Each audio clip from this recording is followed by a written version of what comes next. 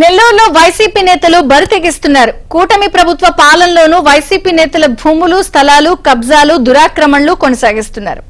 Nellore city పరిధిలోని children's park రోడ్డులో irrigation శాఖకు సంబంధించిన 50 అంకణాల స్థలం ఉంది. అక్కడ ఒక అంకణం ధర 15 లక్షలు పలుకుతుంది. పట్టపగలు ఆ 7.5 కోట్ల ఇరిగేషన్ స్థలాన్ని కబ్జా చేశారు.